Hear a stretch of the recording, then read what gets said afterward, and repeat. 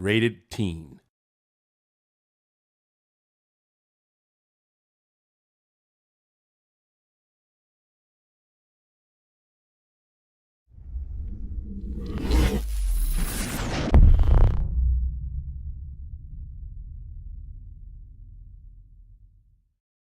Hi, I'm Aino and I'm a designer on Dreadnought.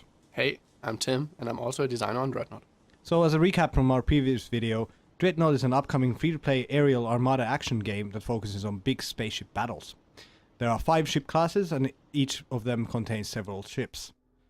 Each ship is fully customizable in terms of weapons and abilities. Today we are looking at footage captured from one of our internal playtests. We are playing Team Deathmatch on one of our new maps, Glacier. What we have here is the orbit scene, which is basically a pre-match meetup for the captains. Here you can switch your ships, also view which ships other captains have selected, and work on your pre-game strategy. The footage we are looking at is actually captured from Aino's perspective, so it will be interesting to see it from his point of view and what he thinks about it. Like, I'm playing on the other team, making Aino's life a bit hard. Indeed. So now the timer is running out, the match is about to start, and here we warp into the level. To start with, Aino picked the Light Destroyer, which is one of our most aggressive classes in the game. It is equipped with a lot of really damage-dealing abilities and weapons, one of which is the Plasma Ram. It is a battering ram that deals tons of damage when Aino actually manages to come close to an enemy and ram him, which he's actually going for in this situation. So here I'm maneuvering to the left flank. The destroyer is quite weak, so you'd rather approach a battle from the side than charge it head on. But as you can see, like, one of our light destroyers picked the same strategy. He's lining up to engage you, and as you can see, he's using the battering ram we were just talking about and take Aino down. The shield really didn't help you there. No, didn't help. The ram is so powerful that on the destroyer class, the shield doesn't really block the full damage. But I'm not deterred. I think I'm going to try this again and go back in with the light destroyer. It comes really handy that the Light Destroyer is a really fast class here, so you can catch up to the combat quite quickly, as we can see. So this is actually the enemy ship that killed me, and I'm charging towards it. I think I'm going to activate my ram soon. I'm a bit far away still, so I'm using my primary weapon. And now we're getting to a distance where it's feasible to activate ram. And yeah, tactical cruiser dodging you, yeah. Yeah, I tried to go for the tactical cruiser, but this light destroyer will also do. So 1-1, 1 kill for me, 1 for the destroyer. I guess that's fine, but yeah, you got yourself in a really hairy situation here, deep behind enemy lines, and as you can see, Dreadnought is coming in to get you. Yeah, it looks really bad for you. Yeah, I'm trying to get away. I'm just trying to get away. You'll not make it. I took out the tactical cruiser, but this Dreadnought was too much. Yeah, that was a really rough start for your team, so when you look at the score, I think it's a good pick for you to switch strategies to the tactical cruiser and support your team. So the ship here is a light tactical cruiser, also a new ship that we haven't shown before. It's taking on a more of a supporting role. It comes with a healing beam that I'm using right now to heal up a friendly ship. But the same beam also has a double role as a damage dealing beam. So I can turn it on enemies. Here I actually use the target warp. This allows me to warp to any friendly ship that I have line of sight to. And it comes really handy to moving around the map, assisting your friends. Yeah, as you can see, it is really important for the tactical cruiser to find valid cover while still maintaining line of sight to your allies.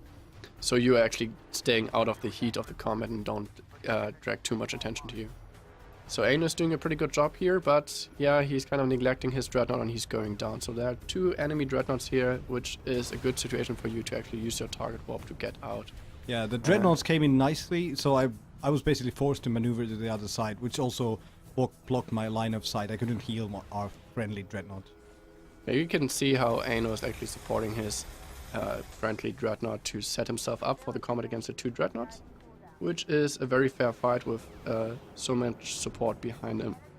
It's important for Aino here to keep a certain distance to the enemy. As you can see, the Dreadnoughts are trying to get him, but they're really ineffective on that range, so he's pretty safe here. Okay, now it's getting heated. An enemy Dreadnought warped in. So, funnily enough, the other support is not actually repairing. He's dealing damage with his damage beam.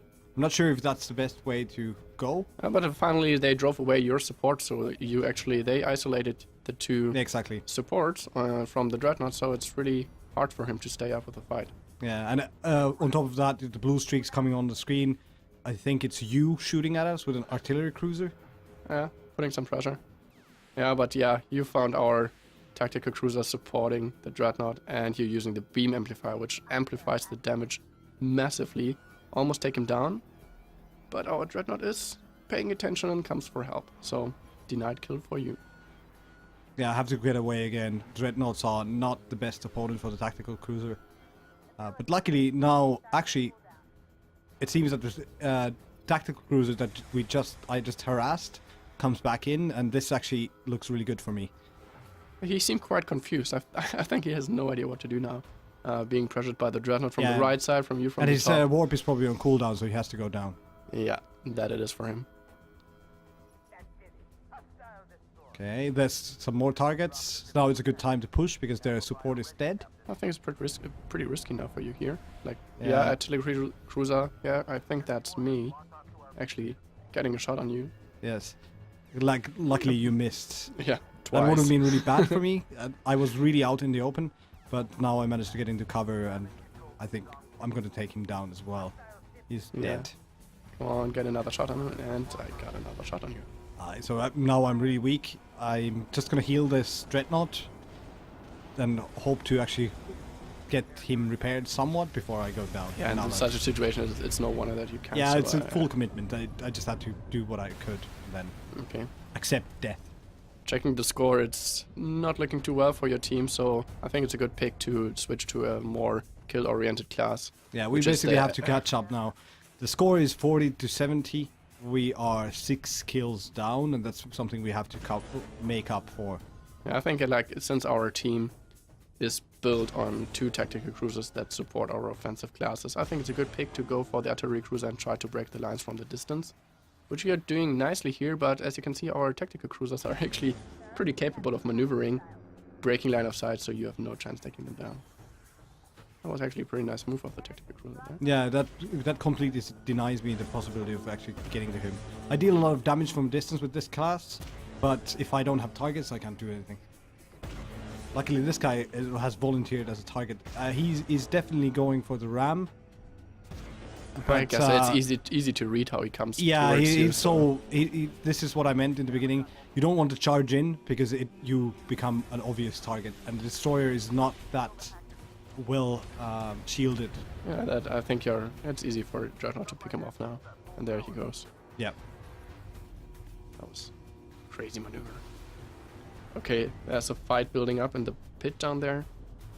I took a bit of damage from the previous fight from the destroyer. He was basically firing his primary weapons at me, so now I'm just gonna take cover and snipe from here.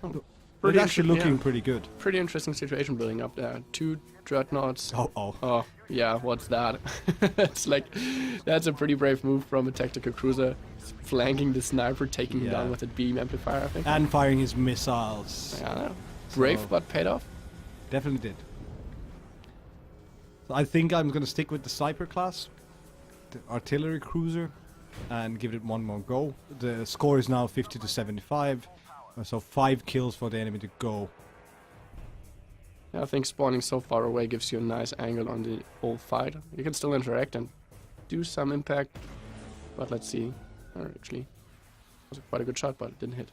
Yeah, he just warped out of the way, actually. Yeah, you can see that the fight we were just in before still remains really heated and intense. So I think it's good for you as an artillery cruiser too. Yeah, Keep out of it. the crucial thing here would be for me to take down the tactical cruiser, because that would actually break your formation a little bit. But unfortunately, I just can't deal enough damage. He always gets repaired by the other tactical cruiser. Did you notice that I just killed you? Yes. That was good positioning actually, because I had to focus on tactical cruisers to try to make our ships win the battle raging over there. But your positioning was brilliant. You were on side and just basically sniped me before I could react. Okay, scoring is getting really tight here. It's 95 to... Yeah, now it's over already. That was a quick end.